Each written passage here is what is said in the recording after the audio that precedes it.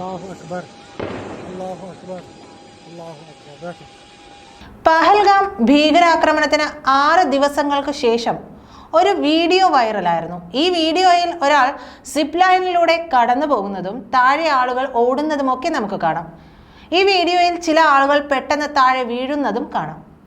Zip ലൈനിൽ സഞ്ചരിച്ച വിനോദസഞ്ചാരിയുടെ പേര് ഋഷി ഭട്ട് എന്നാണ്.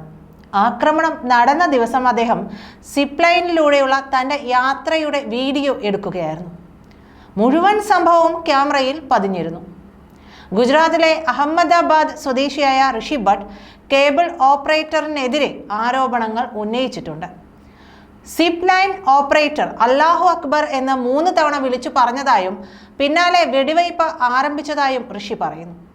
സിപ്പ് ലൈനിങ് നടത്തുമ്പോൾ വീഡിയോ റെക്കോർഡ് ചെയ്ത ഭട്ട് യാത്ര ആസ്വദിക്കുന്നത് കാണാം.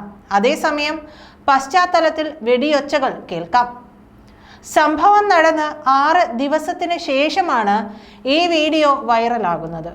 തൻ്റെ വൈറലായ വീഡിയോയെക്കുറിച്ച് അഹമ്മദാബാദിൽ വാർത്താ ഏജൻസിയായ ANIയോട് സംസാരിക്കവേ കാശ്മീരി സിപ്പ് ലൈൻ ഓപ്പറേറ്റർ അല്ലാഹു അക്ബർ എന്ന് 3 തവണ വിളിച്ചു പറഞ്ഞതായും വെടിവയ്പ് ആരംഭിച്ചതായും സംശയിക്കുന്നതായി ഭട്ട് പറഞ്ഞു.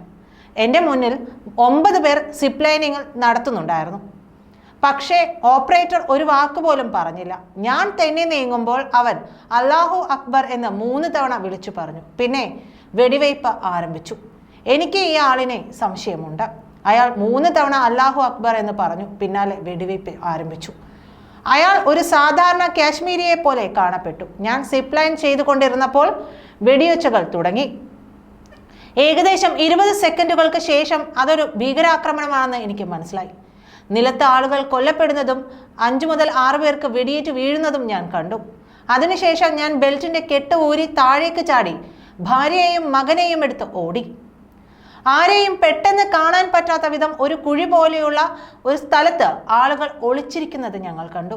ഞങ്ങളും അവിടെ ഒളിച്ചിരുന്നു. ഗുജറാത്തിലെ അഹമ്മദാബാദിൽ താമസിക്കുന്നയാളാണ് ഋഷി ഭട്ട്. ഏപ്രിൽ 22-ന് അവർ കുടുംബത്തോടൊപ്പം പഹൽഗാമിലെ ബൈസരൻ താഴ്വരയിലായിരുന്നു. പഹൽഗാം ഭീകരാക്രമണത്തിന്റെ മുഴുവൻ ദൃക്സാക്ഷി വിവരണവും ഋഷി ഭട്ട് നൽകിയിട്ടുണ്ട്. അക്രമികൾ ആളുകളെ അവരുടെ ഐഡന്റിറ്റിയുടെ അടിസ്ഥാനത്തിലാണ് ലക്ഷ്യമിട്ടതെന്നും ഭട്ട് അവകാശപ്പെട്ടു. ഞങ്ങളുടെ മുന്നിലുണ്ടായിരുന്ന 2 കുടുംബങ്ങളിലെ ആളുകളോട് അവരുടെ മതത്തെക്കുറിച്ച് ചോദിച്ചതായും തൻ്റെയും ഭാര്യയുടെയും മകന്റെയും മുന്നിൽ വെച്ച് അവരെ വെടിവെച്ച് കൊല്ലുകയും ചെയ്തുവെന്നും ഋഷി ഭട്ട് പറയുന്നു. എൻ്റെ ഭാര്യയും മകനും നിലവിളിക്കുന്നുണ്ടായിരുന്നു. വെടിവയ്പ് 8 മുതൽ 10 മിനിറ്റ് തുടർന്നതായും പിന്നീട് കുറച്ചുനേരം നിർത്തിവെച്ചതായും അതിനുശേഷം വീണ്ടും വെടിവയ്പ് ആരംഭിച്ചതായും ഭട്ട് പറഞ്ഞു. വീണ്ടും ആരംഭിച്ചപ്പോൾ 4 മുതൽ 5 പേർക്ക് വരെ വെടിയേറ്റു. ഞങ്ങളുടെ മുന്നിൽ വെച്ച് 16ഓളം വിനോദസഞ്ചാരികളെ വെടിവെച്ചു കൊന്നുവെന്നും ഋഷി ഭട്ട് പറഞ്ഞു. 25 മിനിറ്റിനുള്ളിൽ സൈന്യം പഹൽഗാമിൽ എത്തിയെന്ന് ഋഷി ഭട്ട് പറയുന്നു. 20 മിനിറ്റിനുള്ളിൽ എല്ലാ വിനോദസഞ്ചാരികൾക്കും സൈന്യം സംരക്ഷണം നൽകി. സൈന്യം സംരക്ഷണം നൽകിയപ്പോൾ ഞങ്ങൾക്ക് സുരക്ഷിതത്വം തോന്നി. ഇന്ത്യൻ സൈന്യത്തോട് ഞാൻ നന്ദിയുള്ളവനാണെന്നും ഋഷി ഭട്ട് പറയുന്നു. ഋഷി ഭട്ടിന്റെ ഈ വീഡിയോ NIAക്ക് നൽകി കഴിഞ്ഞു. NIA ഇത് പരിശോധിക്കും. കൂടുതൽ നടപടികളും ഉണ്ടാകും. നന്ദി.